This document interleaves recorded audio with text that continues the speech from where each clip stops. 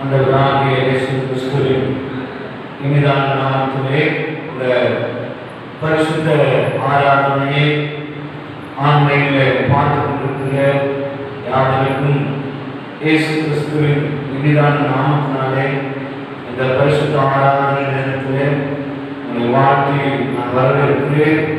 கர்த்தர் தாமே உங்களை இந்த நாளிலும் கூட சந்தோஷ ஆராதனைக்கு உங்களை வாழ்த்தி நாங்கள் இந்த நேரத்திலே நாங்கள் உங்களை வரவேற்கிறோம். கர்த்தர் தாமே உங்களை ஆசீர்வதிப்பாராக. இன்றைக்கு காலம் எவ்வளவோ புதிய ஒரு சோதனைக்குள்ளாக இருக்கிற ஒரு நாட்களாக இருக்கிறது. நாட்கள் கொள்ளாதவர்களானதுனால் காலத்தை பிரயோஜனப்படுத்துங்கள் என்று சொல்லி வேதம் சொல்லுகிறது. நிச்சயமாகவே நாங்கள் கொடிய வேதனைகள் உங்களை மாற்றி வதைத்தாலும் என் ஆண்டவர் உங்களோடு கூட இருக்கிறார். என் ஆண்டவர் உங்களை தேற்றுவார். ஆண்டவர் நம்மோடு கூட இருந்து நம்ம யாரையும் அவர் ஆசீர்வதித்து கனப்படுத்த போகிறார். அதனாலே எல்லாரும் ஆராதிக்கும்படியாக உண்மையுள்ளவரை நாம் ஆராதிப்போமா? உயிருள்ளவரை நாம் ஆராதிக்க போகிறோம். எந்த சூழ்நிலைகள் வந்தார், எத்தனை பாடுகள் வந்தார், எத்தனை வேதனைகள் வந்தார், எத்தனை விதமான போராட்டமான சூழ்நிலைகள் வந்தார்கள், அதையெல்லாம் ஒரு வேலை பயமுறுத்தி வாழ்க்கை வதைத்துக் கொண்டிருக்கலாம். இயேசு கிறிஸ்து இன்றைக்கு வாழ்க்கையில மாணவராக இருக்க போகிறார். எல்லாரும் கண்களை மூடி இந்த ஆராதனை வேலையில் ஆண்டவர் நம்மை ஆஸ்வதிக்கும்படியாக நாம் செல்வோம். பிதாவே உங்களுக்காக ஸ்தோத்திரம். பரிசுத்த ஆவியானவரே உங்கள் மகிமைக்காக நாங்கள் நன்றி செலுத்துகிறோம். இந்த ஆராதனை வேளையிலே ஆண்டவராகிய தேவன் எங்களோடு கூட இருந்தப்பா. இன்றைக்கு சபையில் செல்லுங்கள் ஒரு வேலை ஆராதிக்க முடியாத காரணத்துக்கு இன்றைக்கு இந்த நேரங்களிலே உண்மை ஆராதித்து கொண்டிருக்கிறோம். இந்த ஆராதனையில அநேக பங்கு கொண்டிருக்கிறாங்கப்பா. இயேசுவின் நாமத்தினாலே இந்த பிள்ளைகளை ஆண்டவர் ஆசீர்வதிப்பதா, இந்த பிள்ளைகளுடைய வாழ்க்கையை ஆண்டவர் ஒரு பெருக்கத்தை கொண்டு வருகிறார். ஆண்டவரே இந்த சூழ்நிலைகளை எல்லாம் சீக்கிரமாய் மாற்றி ஆசீர்வதித்து என் அப்பா எங்களை உயர்த்தி பாதுகாத்துக்கொள்ளும்படியாக சொல்லுகிறோம். கத்தோடு மூடி மறைத்து போயிருந்தப்பா. நான் அதனை வீட்டிலே என் தகப்பன் எங்களோடு கூட இருந்து எங்களை ஆசீர்வதித்து எங்களை பலப்படுத்துவீராக இயேசு கிறிஸ்துவின் நாமத்தினாலே ஜெபிக்கிறோம் எங்கள் ஜீவனுள்ள நல்ல பிதாவே. ஆமென். அல்லேலூயா. அல்லேலூயா. அல்லேலூயா. எல்லாரும் சந்தோஷமா இருக்கீங்களா? கர்த்தர் உங்களை ஆசீர்வதிப்பாராக. Praise the Lord. கர்த்தர் ஆசீர்வதிப்பாராக. பாடலை நாம் பாடி ஆண்டவரை நாம் ஆராதிப்போம். கர்த்தர் உங்களை நன்றியோடு ஸ்தோத்திரிக்கிறோம். அல்லேலூயா. நன்றி தகப்பனே. அல்லேலூயா. Thank you Lord Jesus. Hallelujah. நன்றி ஆண்டவரே. உமக்கு கோடான கோடி ஸ்தோத்திரம். உமக்கு கோடான கோடி நன்றி. Hallelujah. Praise the Lord. Hallelujah. எல்லா கரங்களை தட்டி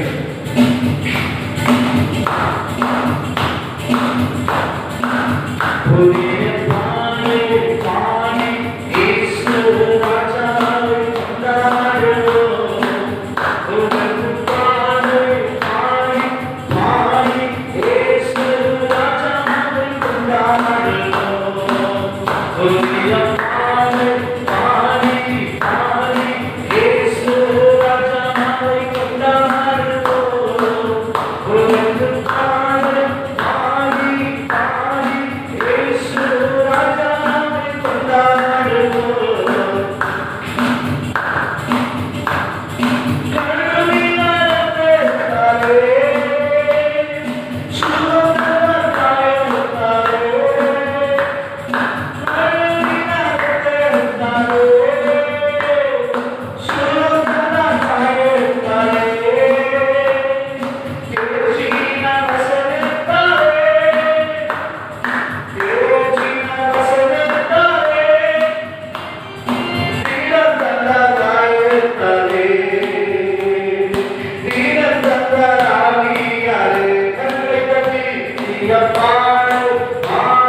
பாடி இயேசு ராஜாவை கொண்டாடுவோம்.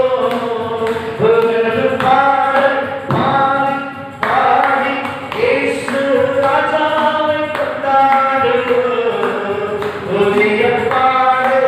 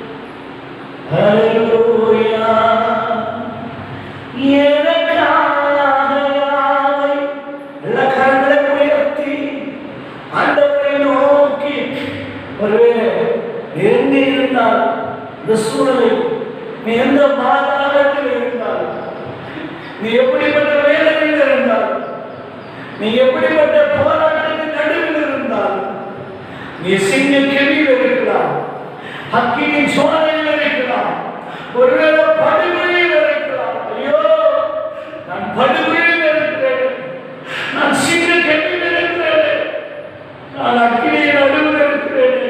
யாரை விடுவிப்பார்? இந்த மரண கட்டிலிருந்து, இந்த வேதனையிலிருந்து, இந்த கண்ணீரிலிருந்து யாரை விடுவிப்பார்கள் என்று சொல்லி கலக்கத்தோடு கண்ணீரோடு இருந்தார்கள். இயேசு உங்களை வாழ வைக்கிற வார்த்தை, உங்களை வாழ வைக்கிற வார்த்தை இப்பொழுதே உங்களை தேடி வருகிறது. தேச்சல வாரம் இந்த கால வேளையில் அந்தவர்களோடு இருக்கிறார், அந்தவர்களை வழி நடத்த போகிறார், அந்தவர்களை மகிமையடைய செய்ய போகிறார், அந்தவர்களை நாம் ஆராதிக்கும்படியாக கடந்து வந்திருக்கிறோம். நம்மை ஆராதிக்கும் பொழுது வியாதிகள் மாறும், நாம் ஆராதிக்கும் பொழுது நம்முடைய கண்ணீர்கள் மாறும், நாம் ஆராதிக்கும் பொழுது நம்முடைய உபத்திரவங்கள் மாறும். ஹல்லேலூயா.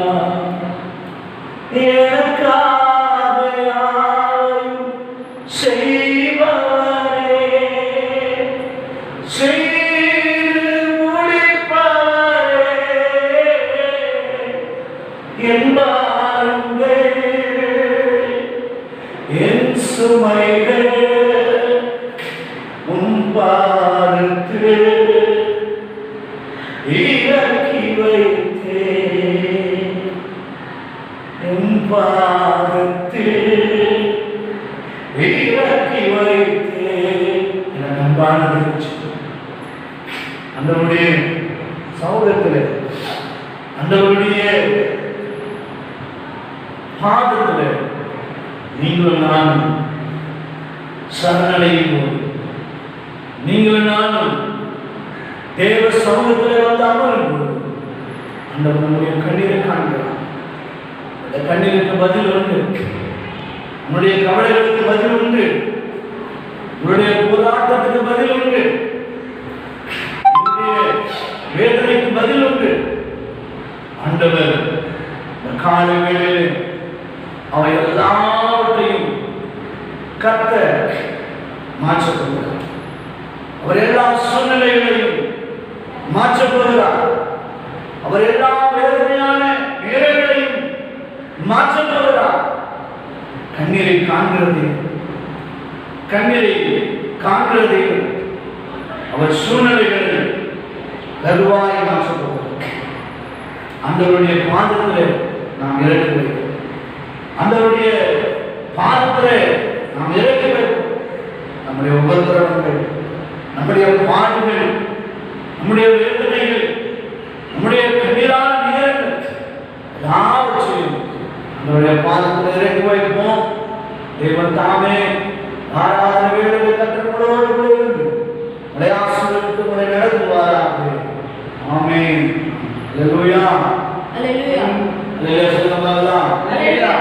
உங்களை இந்த காலங்களிலே இந்த பரிசுத்த ஓய்வு உங்களை முகமுகமாய் காணாவிட்டால் நேரங்களிலே தெய்வம் காணும்படியாய் திரும்ப சொல்லியிருக்கிறார். எத்தனையோ இடங்களிலே சபைகள் நடத்த முடியாதபடி எல்லா தேசங்களிலும் பார்த்தீங்கன்னு சொன்னால், எல்லா தேசங்களிலும் எல்லா நாடுகளிலும் இன்றைக்கு ஆராதனை நடத்த முடியாமல் எல்லா இடங்களிலும் இன்றைக்கு தடை செய்திருக்கிறார்கள். அந்த லாக்டவுன் நிமித்தம் கிராம பகுதிகளிலே ஆராதனை நடத்தி கொள்ளலாம் என்று சொன்னார்கள். ஆனாலும் ஞாயிற்றுக்கிழமை லாக்டவுன் போட்டிருக்கிறார்கள். எப்படி இருந்தாலும் நாம் ஆண்டவரை ஆராதிப்போம். எல்லா சூழ்நிலையிலும் நாம் தெய்வத்தை ஆராதிக்கும்படியாகத்தான் இந்த கால வேளையிலே நீங்கள் நான் இந்த இடத்துக்கு கடந்து வந்திருக்கிறோம். ஆண்டவர் நம்மோடு கூட அநேக வார்த்தைகளோடு, அநேக சூழ்நிலைகளோடு ஆண்டவர் நம்மை பேச்சு ஆட்சி நடத்தி வந்திருக்கிறார். கர்த்தர் நம்மை ஆசீர்வதிப்பாராக. தேவ ஜனமே, இன்னைக்கு அனைவரையும் நாம் பார்க்க முடியவில்லை. லைவில் தான் நம் சபை மக்களையும் அனைவரையும் நாம் பார்த்து கொண்டிருக்கிறோம். ஒரு நாள் நிச்சயமாகவே இந்த சூழ்நிலைகள் எல்லாம் மாறும். கர்த்தர் அவர்களை முகமுகமாய் சந்தித்து ஆராதிக்கும்படியாக, சபையிலே ஆண்டவரை தொழுது கொள்ளும்படியாக அநேக காரியங்களை ஆண்டவர் நிச்சயமாய் நமக்கு செய்வாராக. அதனால் ரொம்ப நேரம் ஆண்டவருக்கு கொஞ்ச நேரம் நம் ஆண்டவர் நேரத்தை நாம் நிறைய சபைகள் கூட திறக்கக்கூடாது என்று சொல்லி அநேக காரியங்கள் இருக்கிறது. நாம் கொஞ்ச நேரம் ஆண்டவருடைய வார்த்தையை மாற்றோம். இன்றைக்கு நம் வார்த்தைக்கு நாம் முக்கியத்துவம் கொடுப்போம். இந்த வார்த்தையை நாம் தியானித்து விட்டு நான் உங்களுக்காக நான் செபிக்கிறேன். நிச்சயமாக உங்களை கர்த்தர் ஆசீர்வதிப்பாராக. தொடர்ந்து நம்முடைய சபையில இந்த லாக்டவுனுக்காக, இந்த கொரோனா நோய், வைரஸ் நோய் சீக்கிரமாய் நம்ம தேசத்தை விட்டு, உலக நாடுகளை விட்டு அது சீக்கிரத்தில் கடந்து போக வேண்டும் என்று சொல்லி நாம் ஒவ்வொரு நாளும் நாம் ஜெபித்துக் கொண்டிருக்கிறோம். நிச்சயமாகவே வருகிற நாட்களிலே நம்முடைய ஜெப நேரத்தை அதிகப்படுத்தி அநேக காரியங்களை நாம் செய்ய திட்டமிட்டு கொண்டிருக்கிறோம். அநேக நாடுகளிலிருந்து நம்முடைய ஊழியத்தை பார்க்கிறார்கள். அநேக நண்பர்கள் நம்முடைய ஊழியத்தை விசாரிக்கிறார்கள். இந்த நேரத்தில் அநேக சகோதரர்கள் தகப்பன்மார்கள், சகோதரமார்கள் நமக்கு உதவி செய்கிறார். நிச்சயமாகவே அவர்கள் எல்லாரும் அந்த நேரத்தில் கர்த்தர் அவர்களை ஆசீர்வதிக்க வேண்டும். இந்த ஊழியத்தை தாங்குகிற இந்த ஊழியத்தை நாம் அடுத்த கட்டத்தை நோக்கி ஒருவேளை நாம் இந்த கிராமத்தில் இந்த ஊழியத்தை செய்து கொண்டிருந்தாலும் தேவன் வருகிற காலங்களிலே நம்முடைய திட்டமிடுதல் நிமித்தம், ஆண்டவர்களுடைய காரியங்கள் நிமித்தம் ஆண்டவர் நம்மை ஆசீர்வதித்து நம்ம என்ன பண்ணுவாரு, அடுத்த கட்டத்திற்கு நம்மளை கொண்டு போக போகிறார். அதனால நிச்சயமாகவே தேவன் செய்ய நினைத்ததை ஒரு மனுஷனும் தடை பண்ண முடியாது. அப்ப ஆண்டவர் நமக்கு நிச்சயமான ஒரு காரியத்தை செய்வன் வாக்கு கொடுத்தாருன்னா ஆண்டவர் நிச்சயமா நமக்கு செய்வார். அப்ப செய்யும் போது நாம் என்ன பண்ணணும்னா பொறுமையோடு தேவ சமூகத்தில் நாம் காத்திருக்க வேண்டும். சங்கீதக்காரன் காத்திருந்தால் நிறைய பேர்லாம் பார்த்தீங்கன்னா, சங்கீதக்காரன் தாவிது அதுதான் சொன்னாங்க, கர்த்தருக்காக பொறுமையோடு காத்திருந்தார். ரெண்டிடமாய் சாய்ந்து கூக்குரலை கேட்டார். அப்படின்னா கர்த்தருக்காக பொறுமையோடு நினைக்க நிறைய பேர் கிட்ட இல்லாத ஒரு கெட்ட பழக்கம் என்னதுமா, பொறுமை. ஆண்டவர் பொறுமையா இருக்க சொல்லுறாங்க. சொல்லுவாங்க கிராமத்தில் பழக்கம் பொறுமையாக இருக்கணும், பூமியாக இருக்கணும். அப்போ நம்ம பொறுமையாக இருக்க வேண்டும். அன்னுடைய சமூகத்தில் ஜெபிக்கிறதுல எல்லாத்துலேயும் அவசரம். இதை செய்யற அவசரம், அதை செய்யற அவசரம், எல்லா காரியங்களும் அவசரப்பட்டு பேசுறது, அவசரப்பட்டு செய்யறது, அவசரப்பட்டு ஓடுறது, அவசரப்பட்டு சபையோட வளர்ந்து அநேக காரியங்களை நாம் செய்து கொண்டிருக்கிறோம். நேரங்களில் பார்த்து கொண்டிருக்கிற பிள்ளைகளே, உங்களுக்கும் நண்பர்களே, உங்களுக்கும் நான் சொல்லுகிறேன், ஒரு தானத்திலே சிறந்தது நிதானம் என்று சொல்லுவார். நாம் ரொம்ப மிகவும் பொறுமையோடு தேவ சமயம் என்ன ஆண்டவர் இப்படிப்பட்ட வாரியான தேசத்துல வந்துச்சு. இந்த கொரோனா ஆண்டவர் இந்த நோயை என்ன பண்ணாரு ஆண்டவர் இல்லையா சொல்ல பாக்கலாம். ஆண்டவர் இந்த கொஞ்சம் இருக்கிறது கொஞ்சம் பேர் இருக்கிறது நம்ம நிறைய பேர் இல்லை, கொஞ்சம் பேர் நம்ம ஆராதிக்கிறோம். கொஞ்ச நேரம் ஆண்டவரை இந்த நேரத்தில் நம்ம பண்ணல ஆண்டவரை ஆராதிக்கும் பொழுது நிச்சயமாகவே ஆண்டவர் தெரிவித்தார். அப்போ நம்ம பொறுமையோடு தேவ சமூகத்தில் காத்திருக்க வேண்டும். அப்படி காத்திருக்கும் போது ஆண்டவர் அநேக அற்புதங்கள், அதிசயங்களை நம்முடைய வாழ்க்கையில நிச்சயமா நான் கூட சாட்சி சொல்ல முடியும். அந்த நிச்சயமா பாருங்க, இந்த லாக்டவுன் நேரத்தில் மார்ச் மாதம் தொடங்கி இந்த 4 மாதம் வரையிலும் எத்தனையோ மார்ச் மாதத்துக்கு முன்னாடி கூட ஒரு சில நேரத்தில் குறைவுகளோடு நம்ம நெருக்கத்தோடு வந்திருக்கிறோம். ஆனால் இந்த லாக்டவுன் நேரத்தில் 4 மாதம் முழுவதும் கர்த்தர் ஒரு குறைவின்றி நம்ம வழி நடத்தினார். அநேக நாமும் நம்முடைய சபையின் சார்பாக அநேக ஏழை மக்களுக்கு என்ன பண்ணிருக்கிறோம், நிறைய சகோதரர்கள் நம்மளுடைய கிராமத்துக்கு நாங்கள் உதவி செய்கிறோம். உங்களுடைய கிராமத்துக்கு நாங்கள் என்ன பண்றோம், அரிசி, மளிகை சாமான் இதெல்லாம் வாங்கிக்கணும்னு சொல்லி நிறைய கிட்டத்தட்ட நம்ம ஒரு 100 கவனிக்கணும், 100-150 குடும்பத்துக்கு வேண்டதாக நம்ம என்ன பண்ணிருக்கோம், அவங்களுக்கு அரிசி, மளிகை.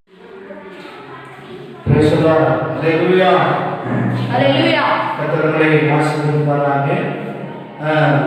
கடன்களுக்கு வருகிறோம், மீண்டும் நாம் நேரங்களில் இணைப்போம். கர்த்தர்களை ஆசீர்வதிப்பாராக. இந்த நாளிலும் கூட தேவன் நம்மோடு கூட இருக்கிறார்.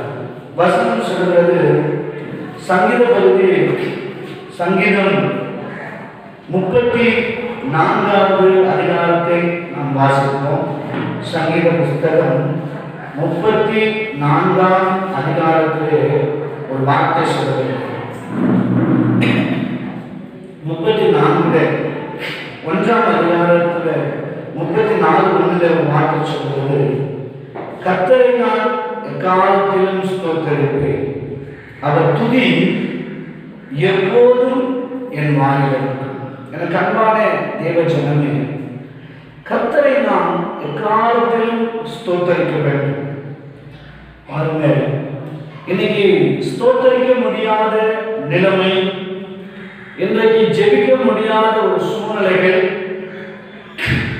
ஆண்டவரை வந்து சபையிலே ஆராதிக்க முடியாத ஒரு நிலைமை இன்றைக்கு காணப்படுகிறது. சங்கீதக்காரன் தாவீது சொல்கிறான், உம்முடைய வேதம் என் மனமகிழ்ச்சியா இல்லாதிருந்திருந்தால் என் துக்கத்திலே நான் அழிந்து போயிருப்பேன். அப்போ இன்னைக்கு நாம் சந்தோஷத்தோடு இருக்கிறோம், இன்றைக்கு நாம் சமாதானத்தோடு இருக்கிறோம் என்று சொன்னால் ஆண்டவருடைய வார்த்தை, ஆண்டவருடைய இந்த வேத வசனம், இந்த வசனம்தான் நம்மை உயிர்ப்பித்திருக்கிறது. அல்லேலூயா, அல்லேலூயா. இந்த வசனம்தான் நம்மை நடத்தி இருக்கிறது. இந்த வார்த்தை தான் நம்மோடு பேசுகிறது.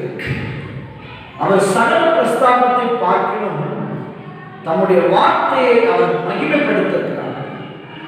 அந்த வார்த்தையில ஒரு வல்லமை வெளிப்பட்டிருக்கிறது. அந்த வார்த்தை அநேகருடைய வாழ்க்கையிலே ஒரு ஆசீர்வாதத்தை கொண்டு வந்திருக்கிறது. அந்த வார்த்தை நலிந்து போனவனுடைய வாழ்க்கையை எழும்ப செய்து வைக்கிறது. கண்ணீரோடு, உபத்திரவத்தோடு, போராட்டத்தோடு, கலக்கத்தோடு இருக்கிற அநேக பிள்ளைகளுடைய வாழ்க்கையிலே அந்த வார்த்தையானது ஒரு மறுமலர்ச்சியை, ஒரு ஆசீர்வாதத்தை கொண்டு வந்தது. ஏனென்று சொன்னால் தம்முடைய வாக்கினாலே சொன்னதை தம்முடைய கரங்களினாலே அவர் நிறைவேற்றுவதை, அவர் என்ன சொன்னார், அவர் எதை செய்தார், அந்த வார்த்தையை அவர் மகிமைப்படுத்தியிருக்கிறார். அந்த வார்த்தை அவரோடு நம்முடைய வாழ்க்கை அது கிரியை செய்து கொண்டிருக்கிறது. ஒரு மனிதனுடைய வாழ்க்கையிலே வசனம் கிரியை செய்ய வேண்டும். ஒரு மனிதனுடைய வாழ்க்கையில் ஒரு வசனம் அவனுடைய வாழ்க்கையில் ஒரு மாற்றத்தை கொண்டு வர வேண்டும். அவனுடைய வாழ்க்கையிலே ஒரு ஆசீர்வாதத்தை கொண்டு வர வேண்டும். அவனுடைய வாழ்க்கையில ஒரு சமாதானத்தை கொண்டு வர வேண்டும். அவனுடைய வாழ்க்கையிலே அவனை ஒரு பழமொழி ஒன்று, ஒரு அப்துல் கலாம் வார்த்தை ஒன்று சொல்லுகிறது, தூக்கம் வருவது கனவல்ல, ஒரு மனிதனை தூங்கும் போது வருவது கனவல்ல, ஒரு மனிதனை தூங்க விடாமல் செய்கிறதோ அதுதான் கனவு என்று சொல்லி. அது போலத்தான் நம்முடைய வாழ்க்கையிலே ஆசீர்வாதத்தை ஒரு பேச்சுக்காக இந்த வார்த்தை அல்ல, இந்த வார்த்தை எழுப்புதலை கொண்டு வந்திருக்கிறது. இந்த வார்த்தை அநேக விதமான ஆசீர்வாதத்தை கொண்டு வந்திருக்கிறது. இந்த நேரலையை பார்த்து கொண்டிருக்கிற எனக்கு அன்பான சகோதரனே, சகோதரியே, தாயே, தகப்பனே, கர்த்தர் இன்றைக்கு உங்களோடு பேசுகிறார். பேசுகிறதுனால அல்ல, பரிசுத்த ஆவியானவர் என்று சொல்லப்படுகிறது. அப்ப இந்த வார்த்தையினுடைய பிரஸ்தாபம், இந்த வார்த்தையினுடைய மகிமை அநேகருடைய வாழ்க்கையிலே இருளில் உள்ள ஜனங்கள் மிகப்பெரிய வெளிச்சத்தை கண்டார்கள். எப்படி கண்டார்கள்? இதோ உங்களுக்கு ஒரு நற்செய்தி அறிவிக்கிறேன், இன்று கர்த்தராகிய கிறிஸ்து என்ற இரட்சகர் உங்களுக்கு தாவீதின் ஊரிலே பிறந்திருக்கிறார் என்று சொன்ன வார்த்தை தான் அவங்க வாழ்க்கையில் இருந்த இருள் மாறினது. அவங்க வாழ்க்கையில் இருந்த சாபம் மாறினது. அதே போலதான் இன்றைக்கு நாம வேத வசனம் சொல்லுகிறது, காதுள்ளவன் எவனோ அவன் கேட்கிறவன் யாரா இருந்தாலும் சரி, நீ எந்த சூழ்நிலையில் இருந்தாலும் சரி, நான் எந்த சூழ்நிலையில் இருந்தாலும் சரி, கர்த்தருடைய வார்த்தை, நீ நடக்க வேண்டிய வழியை நான் உனக்கு காட்டுவேன். யாராலையும் அவங்களை வழிநடத்த முடியாதுங்க, யாரும் ஆலோசனை தர முடியாதுங்க. நீ என்ன சொல்ற, நான் என்ன கேட்கிறேன்னு சொல்லுவாங்க கிராமத்தில். நீ சொல்றதை நான் கேட்கணுமா, அதை பண்ணணுமா, இதை பண்ணணுமா? எதையும் பண்ண தேவையில்லை. என் ஆண்டவருடைய வார்த்தையை மாத்திரம் நீங்க நம்பினீங்கன்னா, என் ஆண்டவருடைய வார்த்தையை மட்டும் நீங்க கேட்டா போதும். இன்றைக்கு உங்கள் வாழ்க்கையிலே இந்த நேரங்களிலே உங்களுடைய வாழ்க்கையில் இருக்கிற உபத்திரவங்கள், வாழ்க்கையில் இருக்கிற பாடுகள், வாழ்க்கையில் இருக்கிற கண்ணீர், நீ எப்படிப்பட்ட பிரச்சனைகளை வாழ்ந்திருந்தாலும் சரி, ஐயா ஒரே தடையாக இருக்கிறது, ஒரு காரியத்தை என்னால் திறம்பட செய்ய முடியவில்லை, இதை செய்வதற்கு முன்பதாக அதை செய்து அதில் சிக்கி நான் தவித்துக் கொள்ளுகிறேன். கலைஞர்களா, கவலையோடு இருக்கிறீங்களா? இயேசு உங்கள் வாழ்க்கையை மாற்ற போகிறார். இயேசுவுக்கு சமாதானத்தை தரப்போகிறார். சங்கீதம் 34:1 சொல்லப்படுகிறது, கர்த்தரை நான் எக்காலத்திலும் ஸ்தோத்திரிப்பேன், அவர் துதி எப்போதும் என் வாயில். ஒரு அருமையான தாவீது, கரவாடுகளில் பின்னாக திரிந்த தாவீது, ஆடுகளை மேய்த்துக் கொண்டிருந்த தாவீது. தாவீதுடைய வாழ்க்கை எத்தனை பேருடைய வாழ்க்கையை பெறச் செய்தது தெரியுமா? தாவீதுடைய வாழ்க்கையில் நடந்த அற்புதங்களும் அதிசயங்களும் இன்றைக்கு எத்தனை ஆடுகளின் பின்பதாக, மாடுகளின் பின்பதாக, உலகத்தின் பின்பதாக அலைந்து திரிந்த ஓடின எத்தனையோ மனிதர்கள் இந்த நேரங்களில் பார்த்துக் கொண்டிருக்கிற சகோதரனே, நீயும் ஒருவேளை இந்த உலகத்தின் பின்பதாக நீ திரிந்து கொண்டிருந்தாலும், இந்த உலகத்தின் முன்பதாக நீ ஓடி கொண்டிருந்தாலும், இயேசு வாழ்க்கையை மாற்றினார் அல்லவா? தாவீதுடைய வாழ்க்கை என் வாழ்க்கையை மாற்றினது. தாவீதுடைய சம்பவம், கரவாடுகள் பின்னால் திரிந்து கொண்டிருந்த தாவீதை கர்த்தர் அழைத்தார் என்று வேதம் சொல்கிறது. இன்னைக்கு நம்மையும் கர்த்தர் அழைத்திருக்கிறார். சாதாரணமாக தாவீது சொல்லவில்லை, கர்த்தரை நான் எல்லாவற்றையும் சோதரிப்பேன், ஒரு சந்தோஷமா இருக்கும்போது சொல்லல, ஒரு தேசத்தின் ராஜாவாகி அதிபதியாக இருக்கும்போது சொல்லல, தேசத்தின் தாவீதின் நகரம் என்று சொல்லப்பட்டதே அப்பொழுது சொல்லல. உபத்திரவத்தின் நடுவில், பாடுகளிலே, பசியிலே, ஒன்றுமில்லாத சூழ்நிலை. அன்பான தேவஜனமே, நம்ம எல்லாரும் இருக்கும்போது ஆண்டவரை ஆராதிக்கிறது வேற, நம்ம எல்லாரும் இருக்கும்போது தேவனை இயேசு இயேசுன்னு சொல்றது வேற, எல்லாம் இருக்கும்போது ஆராதிக்கிறது இல்லை. எதுவுமே இல்லாத பொழுது நீ தேவனை ஆராதிக்கிறாயா? எந்த சூழ்நிலையும் உனக்கு நேரிடாத போது உனக்கு கர்த்தர் கை பிடிக்கிறாரா? ஒன்றுமில்லையா? ஒன்று வெறும் கையோடு இருக்கிறாயா? அப்போ உன் கருத்தை கர்த்தர் உயர்த்தினாரா? தாவீது எப்படிப்பட்ட சூழ்நிலையில் இந்த வார்த்தை சொல்லியிருக்கோம். எப்படிப்பட்ட நீங்கள் இதை கேட்டுக்கொண்டிருக்கிற நீங்களும் எப்படிப்பட்ட வாழ்க்கை வாழ்ந்து கொண்டிருக்கிறீர்கள்? இந்த சத்திய வசனத்தை கேட்டுக்கொண்டிருக்கிற அன்பு சகோதரனே, சகோதரியே, நீ எப்படிப்பட்ட சூழ்நிலையிலே இன்னைக்கு இருந்து கொண்டிருக்கிறாய் என்பதை சிந்தித்துப்பார். எதன் பின்னாடி ஓடிக்கொண்டிருந்தார்? எந்த சூழ்நிலையில் கர்த்தரை கொண்டார்? எந்த உபத்திரவத்தின் குவியிலே கர்த்தரோடு பேசினார்? இன்னைக்கு கர்த்தரோடு பேசினார். தாவீது கர்த்தர் அப்படித்தான் பேசினார். சாதாரணமாக சொல்லவில்லை, நான் எக்காலத்திலும் ஸ்தோத்திரிப்பேன், அவர் துதி எப்போதும் என் வாயில் இருக்கும் என்று. பசியாக இருக்கும்போது சொன்ன வார்த்தை மேலே அதிலே வாசிப்போம் சொன்னா, மேலே சொல்லப்படுகிறது, தாவீது அபிமெலேக்குக்கு முன்பாக வேஷம் மாறின போது அவனால் துரத்திவிடப்படுகையில் பாடிய சம்பவம். அபிமெலேக்கு பயந்து ஓடி போய் சவுல் என்ன பண்றான்? ஜனங்க பெலிஸ்தியனை கோலியாத்தை தாவீது முறியடித்த பிறகு அந்த ஊருக்குள்ள சவுலும் தாவீதும் வரும்போது சவுல் கொண்டது 1000, தாவீது கொண்டது 14000 என்று சொன்னபோது பொறாமையின் ஆவி சவுலுக்குள்ள இழந்து விடப்பட்டபோது தன் சகோதரன் மேலே, தன்னுடைய கூட இருக்கிற மனிதன் மேலே மற்ற தாவீதை வாழ்த்தி பாடின அந்த பாடல் நிமித்தம் சவுல் கோபம் கொண்டு அவனை கொல்ல சரி செய்ய நினைத்த போது அவனை துரத்து விடுகையில் ஓடி போறான். அதற்கு பின்பதாக அவன் யோனத்தானுக்கும் அவனுக்கும் ஒரு சிநேகம் உருவாகும், ஒரு பந்தம் உருவாகும், ஒரு நண்பர்களாகிறார்கள். அவன் யோனத்தான் சொல்றான், என்னுடைய தகப்பனார் கொல்ல போறாங்க, நீ ஓடிப்போம் சொல்லும்போது ஒரு பட்டையுமே இல்லை, ஒன்றுமே இல்லை, எதுவுமே இல்லாம அவன் ஓடி போகிறான். ஒரு பட்டணத்திலே போய் தஞ்சம் புகுகிற வேளையிலே எந்த பெலிஸ்தியனை கொன்றானோ அந்த தேசத்துக்கு அவன் போகும்படியான ஒரு சூழ்நிலை வரப்போகிறது. அந்த தேசத்தை போய் கேட்கிறான், பசி ஏதாவது இருக்குமா, ஏதாவது இருக்குமா என்று சொல்லி கேட்கிறான். அவர்கள் ஒரு அப்பம் கொடுக்கிறார். எனக்கு நான் ஒரு அவசர வேலையா வந்துட்டேன், ஒரு பட்டயம் கூட இடத்துல இல்லை, ராஜாவின் அவசர வேலை நிமித்து வந்தேன், ஒரு பட்டயம் கூட இடத்துல ஒரு பட்டயம், நீ பெலிஸ்தீனை கொன்றாயே அந்த பட்டயத்தை நான் வைத்திருக்கிறோம், வேண்டுமானால் அதை எடுத்துக்கொண்டு போ என்று தாவீதை பார்த்து சொன்னார். தாவீது அந்த ராஜாவுக்கு முன்பதாக போகும்போது அவன் பயப்பட்டு ஒரு மனநோயாளி போல, ஒரு பித்தம் பிடித்தவனை போல எச்சையை வாயிலே வந்து கொண்டு ஒரு செவ்வரை போன்ற கிறுக்கி ஒரு பைத்தியக்காரனை போல அந்த இடத்துல நடந்து கொண்டான். அங்க எல்லாம் ஏற்கனவே நிறைய பைத்தியங்கள் இருக்கு, இவன் வேறையா, இவனையும் துரத்தி விடும் என்று சொல்லி ஒரு பள்ளத்தாக்குக்குள்ள அவன் போகும்போது, ஒரு பள்ளத்தாக்குக்குள்ள அவன் போகிறான்.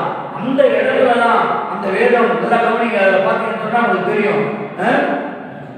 தாவீது 1 சாமுவேல் 22 தாவீது இடத்தை விட்டு தப்பி அதுல்லாம் எனும் கெபிக்கு போனான். அதுல்லாம் எனும் கெபி அந்த இடத்துல தான் அவன் துரத்தி விடுறான். துரத்தி விட்ட போது ஒரு சிறுமையில, பசியில, பட்டயம் இல்லை, உணவு இல்லை, தனி மனிதன் தனிமையில வேதனையில சொன்னா, நான் எக்காலத்திலும் கர்த்தரையே உச்சாரமா கரங்களை இழந்து நான் எக்காலத்திலும் கர்த்தரை பசி பஞ்சம் எது வந்தா ஒரு கெம்பீர பாருங்க. நீங்க நம்மளால சொல்ல முடியுமா? நம்ம ஒருவேளை உணவு இல்லைன்னா என்ன சொல்லுவோம்? ஏசாமியில உணவு இல்லைன்னு சொல்லுவோம். ஒருவேளை எல்லா தேசம் விரோதமா எழுப்புன்னு சொல்லுவோம். எத்தனை பேர் அவங்க மருந்து வச்சிருக்கோம், எத்தனை பேர் ஜெபிக்காம இருந்திருக்கிற ஒரு போராட்டம் வந்துருச்சுன்னா, ஒரு பிரச்சனை வந்துருச்சுன்னா, ஒரு வேலை வந்துருச்சுன்னா, தேவ சமூகத்துக்கு நீங்க நானும் இதை பார்த்து கொண்டிருக்கிறாங்க சகோதரனே, எத்தனை தடவை ஆண்டவருடைய ஆலயத்தை கட்டளையிட்டிருக்கிறார், எத்தனை தடவை உலகத்தில் பிரச்சனைக்காக ஓடி ஒளிந்து கொண்டிருந்தார், ஜெபிக்க முடியாமல், துதிக்க முடியாமல், வேதத்தை தொட முடியாதபடிக்கு எத்தனை நாள் ஓடி ஒளிந்து கொண்டிருந்தார், எத்தனை நாட்கள் ஓடி ஒளிந்து கொண்டிருந்தார். இன்றைக்கு நீ ஓடி ஒளிய தேவையில்லை. தாவீதுடைய வாழ்க்கை, தாவீதுடைய சாட்சி, தாவீது சொல்றான் அந்த 34 வாரத்துல அந்த வசனம் அந்த இடத்துல அதான் சொல்லப்படுகிறது, கர்த்தரை நான் எக்காலத்திலும் ஸ்தோத்திரிப்பேன், அவர் துதி எப்போதும் நாய் வாயில் இருக்கும், கர்த்தருக்குடைய ஆத்துமா மேன்மை பாராட்டும், சிறுமைப்பட்டவர்கள் கேட்டு மகிழ்வார். கர்த்தருக்குள் எப்போதுமே ஆத்மா அவர் மேன்மை பாராட்டும். சில ரதங்களை குறித்தும் குதிரைகளை குறித்தும் மேன்மை பாராட்டுகிறார்கள். நாங்களோ நாம் வரலாற்றையும் உள்ளவர்கள், நம் ஆண்டவரை மேன்மை பாராட்ட வேண்டும்.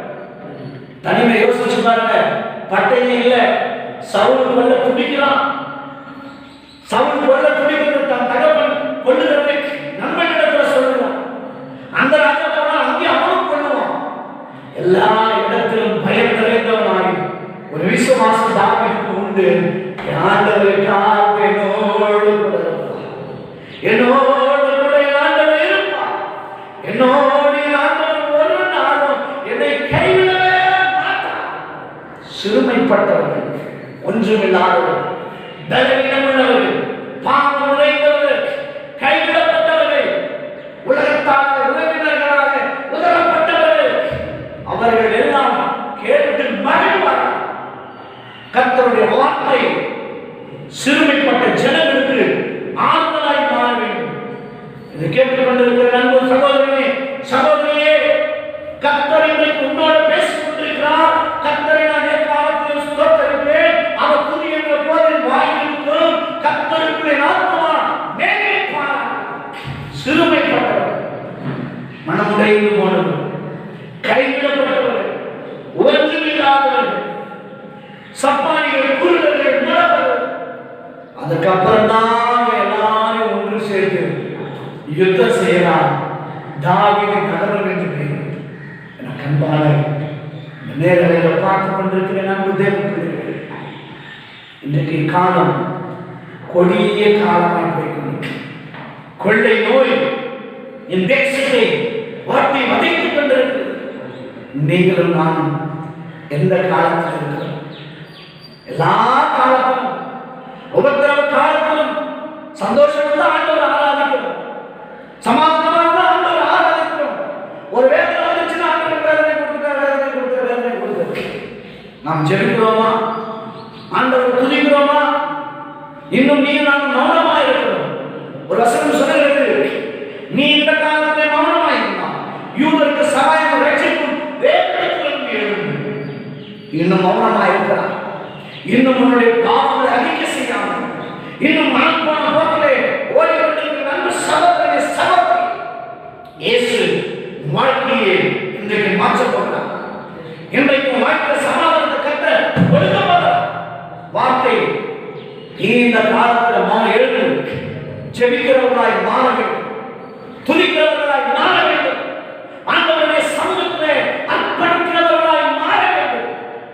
போதும் உட்கார்ந்து வெட்டி கதை பேசி இன்றைக்கு தேசத்துல முழங்காடு இன்னைக்கு இந்த கொரோனாவில் ஒரு நல்லது நடந்திருக்கு தெரியுமா? என்ன தெரியுமா நடந்திருக்குது? முழங்காடு உடைகள் இருக்கிறது, ஜெபிக்காத வாய்கள் இன்னைக்கு ஜெபித்துக் கொண்டிருக்கிறது, துதிக்காத நாவுகள் என் ஆண்டவரை ஒவ்வொரு நாளும் இன்னைக்கு துதித்துக் கொண்டிருக்கிறது. காரணம் என்ன? பயம்.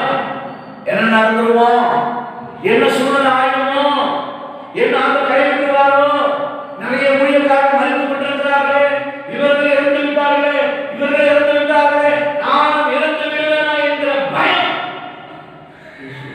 எனக்கு அன்பான தேவனே, நீ பயப்பட வேண்டிய அவசியம் இல்லை, நீ கலங்க வேண்டிய அவசியம் இல்லை, நீ கண்ணீரோடு இருக்க வேண்டிய அவசியம் இல்லை. கர்த்தர் நடுவில் இருக்கிறார், அவர் நடுவில் இருக்கிறார் என்பதை நீங்கள் ஒரு நாள் மறந்துவிடவே கூடாது. ஆண்டவர் நம்மோடு கூட இருக்கிறார், ஆண்டவர் நம்மோடு கூட இருக்கிறார்.